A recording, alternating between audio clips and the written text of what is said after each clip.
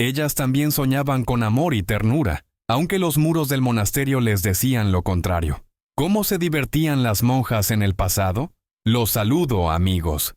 Hoy les contaré sobre lo que ocultaba la vida de las monjas en los antiguos monasterios y qué prohibiciones no temían romper. Descubrirán por qué en sus dormitorios se guardaban extraños baúles y qué secretos se escondían dentro. ¿Por qué las monjas dejaban las velas encendidas toda la noche? ¿Y qué oscuros secretos ocultaba el famoso monasterio romano de Sant Ambrogio, cuya verdad fue cubierta durante décadas por un velo de silencio? Les aseguro que les esperan hechos inesperados y descubrimientos asombrosos. ¿Qué? ¿Comenzamos? Comencemos con lo más básico. La vida cotidiana de las monjas. Cuando imaginamos la vida monástica, a menudo nos representamos oraciones ininterrumpidas y restricciones estrictas. Sin embargo, la realidad resulta ser mucho más compleja e interesante.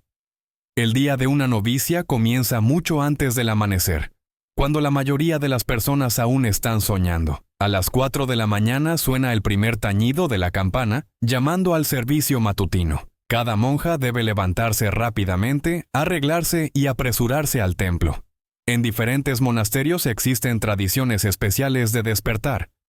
En algunos lugares se utilizan bastones de madera especiales, y en algunos monasterios hay un cargo especial de despertadora que recorre las celdas con una oración. Después del servicio matutino, comienza una serie de deberes cotidianos. Cada habitante del monasterio tiene su obediencia, un trabajo específico que realiza para el bien del monasterio.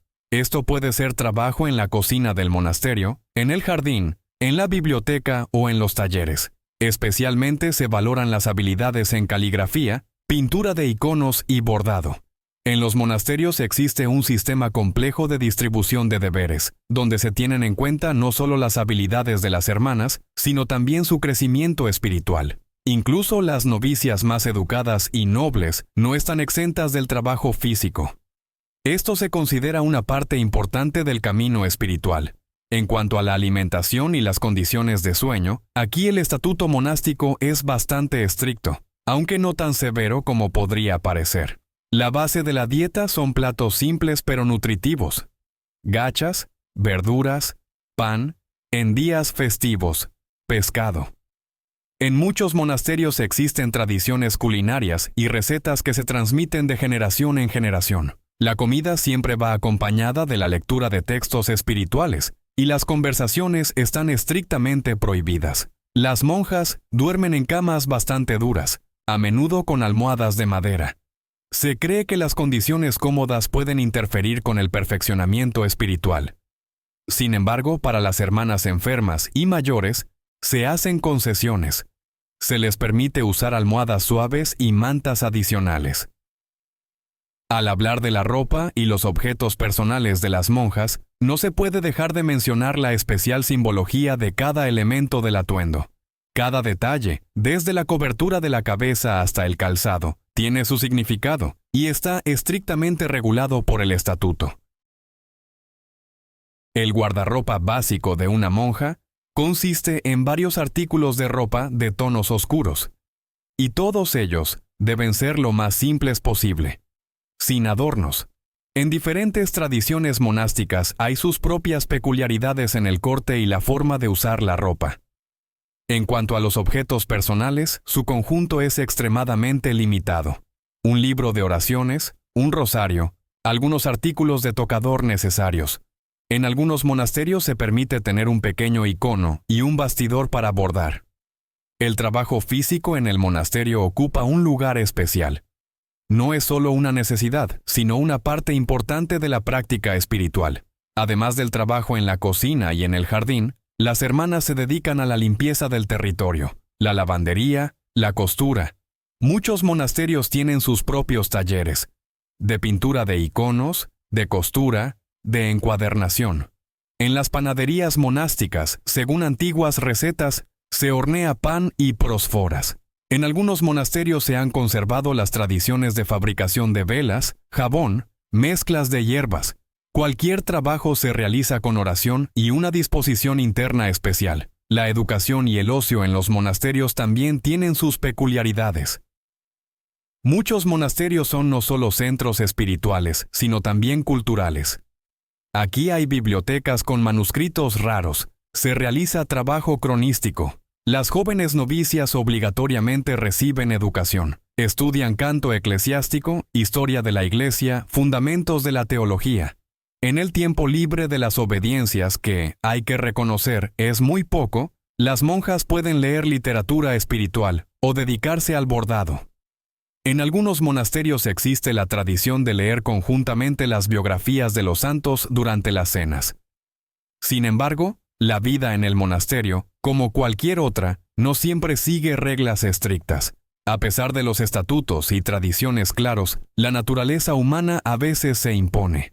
Uno de los incumplimientos más comunes es la conservación de bienes personales.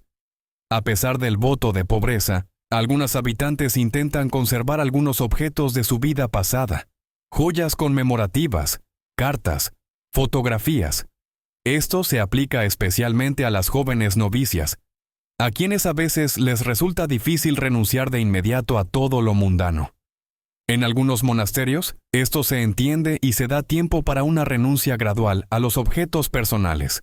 Es interesante que la tradición de renunciar a los bienes personales tiene raíces históricas profundas. En siglos pasados, en algunos monasterios existía un rito especial. Antes de tomar los votos, la novicia debía renunciar 3 veces a los objetos que había traído consigo. Si mostraba arrepentimiento o intentaba quedarse con algo, podían posponer la toma de los votos. Hoy en día, en diferentes monasterios, este asunto se trata de diferentes maneras. En algunos lugares se permite tener un conjunto mínimo de objetos personales necesarios para mantener la salud o cumplir con la obediencia. En otros lugares las reglas siguen siendo máximamente estrictas. Especialmente difícil es renunciar a los dispositivos técnicos modernos, teléfonos, libros electrónicos, que se han convertido en una parte integral de la vida de muchas personas antes de su llegada al monasterio. Un problema más serio es la violación de la regla de obediencia completa. Hay casos en que las monjas intentan organizar su vida a su discreción, eluden las obediencias asignadas, intentan elegir un trabajo más ligero o intentan cuestionar las decisiones de la abadesa. En monasterios estrictos, por tales infracciones pueden imponer una epitimia, un castigo espiritual especial, generalmente en forma de oraciones adicionales o reverencias. El sistema de obediencia en el monasterio es un mecanismo complejo que se ha construido durante siglos. Se basa en la comprensión de que, a través de la renuncia a la propia voluntad, una persona aprende la humildad y supera su orgullo. Sin embargo, para una persona moderna, acostumbrada a la independencia y a tomar decisiones por sí misma, a veces es especialmente difícil aceptar este sistema. A menudo surgen situaciones en las que una habitante, que posee una buena educación o experiencia profesional, cree que sabe mejor cómo cumplir con una u otra obediencia. Esto crea tensión en las relaciones con las mentoras y otras hermanas. En algunos casos, tales conflictos conducen a crisis graves en la vida espiritual e incluso a la decisión de abandonar el monasterio. También ocurren eventos más dramáticos, fugas del monasterio. Esto sucede más a menudo con novicias que llegaron a la abadía no por su propia voluntad, o que no comprendieron completamente la seriedad de su elección. La vida detrás de los muros del monasterio requiere una vocación especial y una fe firme. Si una persona viene aquí solo para refugiarse de los problemas mundanos o por insistencia de sus familiares, tarde o temprano, esto puede llevar a un serio conflicto interno. La decisión de abandonar el monasterio rara vez es espontánea. Generalmente le precede un largo periodo de dudas y lucha interna. Muchos intentan primero discutir sus dificultades con un director espiritual o la abadesa. Buscan apoyo en hermanas más experimentadas. En los monasterios modernos existe la práctica del mentorado espiritual, donde monjas más experimentadas ayudan a las hermanas más jóvenes a superar las dificultades de adaptación a la vida monástica. Sin embargo, a veces una persona se da cuenta de que el camino monástico no es su vocación. En tales casos, es mejor reconocerlo honestamente y marcharse oficialmente, recibiendo la bendición, que escapar. Es interesante que en algunos monasterios existe una regla tácita.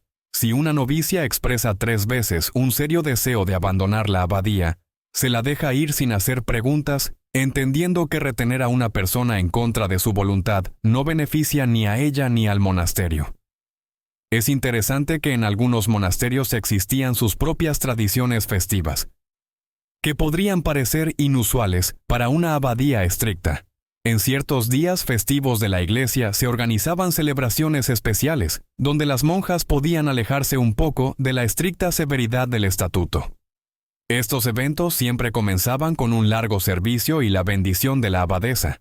Después de esto, en el refectorio se preparaban mesas festivas, donde, además de los platos de ayuno habituales, aparecían delicias especiales, preparadas según antiguas recetas monásticas. En tales días se permitían conversaciones tranquilas durante la comida, y a veces incluso se organizaban pequeños conciertos de canto espiritual. Especialmente solemnes eran las fiestas patronales del monasterio.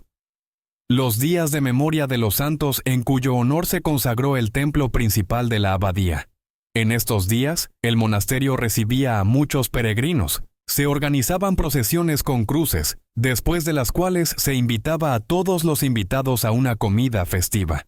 Es importante señalar que todas estas celebraciones nunca salían de los límites de la piedad y las tradiciones de la Iglesia. Servían para el fortalecimiento espiritual de las habitantes y creaban una atmósfera especial de unidad. La historia de los monasterios conoce muchos casos en los que los escándalos y las revelaciones atrajeron la atención del público, y muchos de ellos estaban bien fundamentados. La mayoría de las veces, estas historias estaban relacionadas con malversaciones financieras y el uso indebido de donaciones. En algunos monasterios, las abadesas utilizaban la caja del monasterio para su enriquecimiento personal. Compraban automóviles caros, propiedades, organizaban lujosas comidas para invitados selectos. Mientras tanto, las monjas comunes podían vivir en condiciones bastante estrechas. Hubo casos en que se descubrieron hechos de actividad comercial dudosa.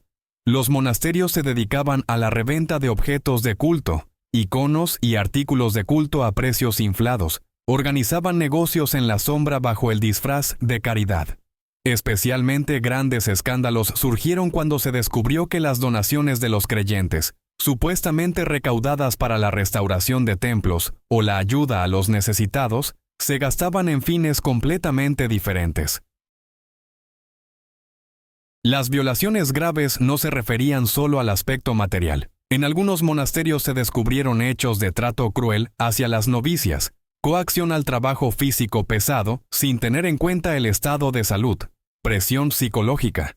Se conocen casos en que se obligaba a las jóvenes novicias a firmar donaciones de propiedades a favor del monasterio, utilizando su inexperiencia y entusiasmo religioso. Hubo situaciones en que en los monasterios se escondían personas que se ocultaban de la justicia, o se promovían puntos de vista religiosos extremistas. Después de tales revelaciones, generalmente seguían inspecciones por parte de las autoridades eclesiásticas. Se nombraban nuevas abadesas, se cambiaban las reglas de gestión de los bienes del monasterio. En las abadías modernas se han introducido sistemas más estrictos de rendición de cuentas financiera, inspecciones regulares de las condiciones de vida de las habitantes, y se han creado mecanismos para presentar quejas en caso de infracciones. Sin embargo, hasta ahora, no se ha logrado erradicar completamente el problema. De vez en cuando, en la prensa aparecen nuevas historias sobre abusos en los monasterios. A lo largo de la historia secular de la vida monástica, se formó su propio sistema de signos secretos y formas de comunicación. En algunos monasterios existía un verdadero lenguaje secreto de señas, que se utilizaba durante largos periodos de silencio o en situaciones especiales. Este lenguaje incluía decenas de diferentes signos: una solicitud para traer agua o pan, una indicación de la necesidad de ayuda, una advertencia de peligro o la presencia de una persona extraña. Es interesante que en diferentes monasterios estos signos podían diferir significativamente. También había señales sonoras especiales. Un cierto número de golpes en un yunque o campana podía significar una reunión de emergencia de las hermanas, una advertencia de inspección u otros eventos importantes.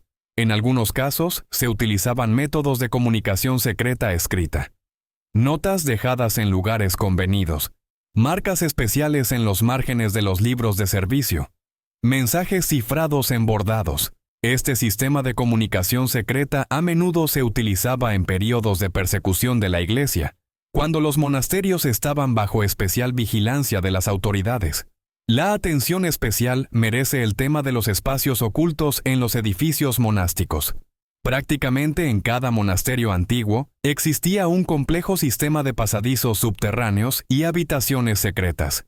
Inicialmente se creaban para fines bastante prácticos: almacenamiento de reservas de alimentos, ocultación de valores de la Iglesia durante los ataques, salvación de las habitantes en caso de peligro. Muchos de estos espacios estaban tan ingeniosamente disimulados que solo unas pocas personas del liderazgo del monasterio conocían su existencia. Las entradas podían ubicarse en los lugares más inesperados, detrás del iconostasio, bajo losas en el suelo del templo, en las paredes de las celdas. En algunos monasterios existían pisos subterráneos completos con sistemas de ventilación y suministro de agua. Especialmente activos eran estos espacios utilizados en períodos de agitación histórica, durante guerras, revoluciones, persecuciones de la Iglesia. En ellos se escondían no solo los valores de la Iglesia, sino también personas en peligro. La historia conoce muchos ejemplos en que los monasterios se convirtieron en centros de actividad ilegal, especialmente en períodos históricos complicados. Durante los años de represión, algunos monasterios secretamente recibieron y escondieron a clérigos y creyentes perseguidos. Se organizaban servicios religiosos clandestinos, se copiaban y distribuían secretamente textos religiosos cuando estaba prohibido. En los talleres monásticos podían fabricar ilegalmente objetos de culto, iconos, artículos de culto. Hubo casos en que los monasterios se convirtieron en centros de producción y distribución clandestina de samizdat, literatura religiosa y filosófica prohibida por las autoridades.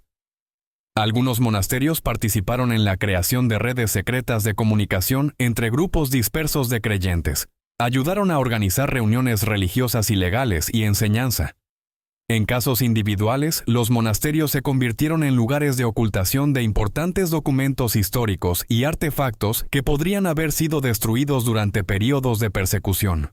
Un papel especial en la preservación de los secretos monásticos siempre lo jugaron las mujeres. Las monjas desarrollaron y perfeccionaron durante siglos métodos de transmisión oculta de información y ocultación de objetos importantes. Utilizaban sus habilidades de artesanía para crear escondites en objetos cotidianos. En bordados podían estar cifrados mensajes. En iconos se hacían compartimentos secretos. Incluso en elementos de ropa se creaban bolsillos y escondites especiales. La observación natural de las mujeres y la atención a los detalles ayudaban a crear complejos sistemas de conspiración. Muchas monjas poseían una sorprendente capacidad para guardar secretos, incluso bajo la amenaza de severos castigos. Se conocen casos en que los secretos confiados a las monjas permanecieron sin revelar durante décadas. Esta capacidad para guardar secretos a menudo se transmitía de las monjas mayores a las más jóvenes como un arte especial que requería no solo precaución, sino también madurez espiritual. A lo largo de los siglos de existencia de los monasterios, se formaron muchos mitos y leyendas a su alrededor, y ha llegado el momento de separar la verdad de la ficción. Uno de los malentendidos más comunes es la idea de que solo se va al monasterio por amor no correspondido o fracasos en la vida. En realidad, la mayoría de las monjas modernas son mujeres educadas que han elegido conscientemente su camino. Entre ellas hay muchas ex-médicas, maestras, abogadas, que dejaron una carrera exitosa por el servicio espiritual. Sin embargo, es importante entender que esta elección rara vez es espontánea. Generalmente le precede un largo periodo de búsqueda espiritual y reflexión.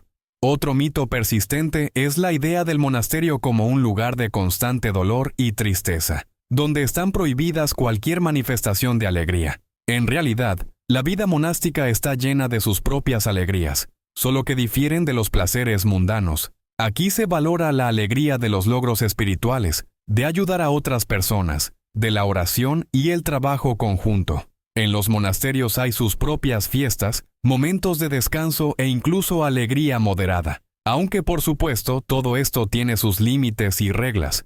Existe también el malentendido de que la vida monástica está completamente desconectada del mundo moderno y el progreso técnico. En realidad, muchos monasterios modernos utilizan activamente la tecnología donde no contradice los objetivos espirituales. Las computadoras se utilizan para la documentación y la contabilidad. El equipo moderno se utiliza en las producciones monásticas. Algunos monasterios tienen sus propios sitios web y páginas en redes sociales. Sin embargo, es importante entender que la tecnología aquí es solo una herramienta para un servicio más eficaz y no un fin en sí mismo. Merece especial atención el mito de que solo las jóvenes llegan al monasterio y que en una edad más avanzada el camino está cerrado. En realidad, la edad de las que llegan al monasterio puede ser muy variada. A menudo las mujeres toman esta decisión ya después de los 50 años, cuando han criado a sus hijos y cumplido con su deber familiar.